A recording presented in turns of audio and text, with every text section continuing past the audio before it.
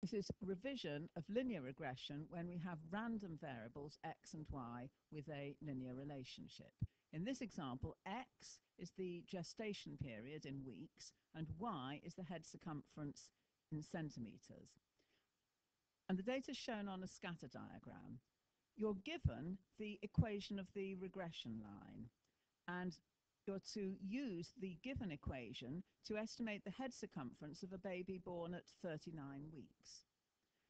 X is 39, so we substitute x equals 39 into the regression equation and find that y is 33.2. So this is predicting that on average, a baby born after 39 weeks will have head circumference 33.2 centimeters. But of course, babies vary, and the scatter diagram shows significant scatter. So the linear model predicts an average, not the circumference for a particular baby. This was a valid prediction because 39 lies within the interval for which we have data. Making a prediction like that is called interpolation. A prediction for the head circumference after just 30 weeks would involve extrapolation. It's using an x value that's outside the interval for which we have data. We don't know whether the linear model will continue for values of x lower than 33, which is the lowest that we have. This model is for predicting average head circumference when we know the gestation period. It can't be used for predicting a gestation period, so it would not be valid to try to use this line to estimate a gestation period for a baby whose head circumference is 31.6 centimeters.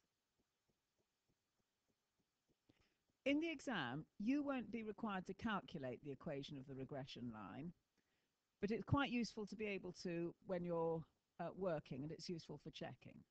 If you have a Casio ClassWiz calculator, choose menu 6 and then option 2, which is y equals a plus bx.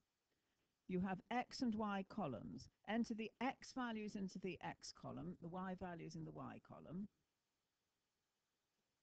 Then choose option 4.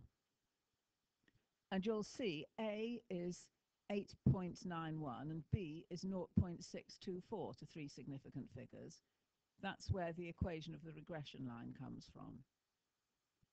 You'll also see that R is 0.855. R is a measure of how much scatter there is. If R is 1, the points on the scatter diagram lie exactly on a straight line with positive gradient. But the diagram has quite a lot of scatter, so R is not close to 1.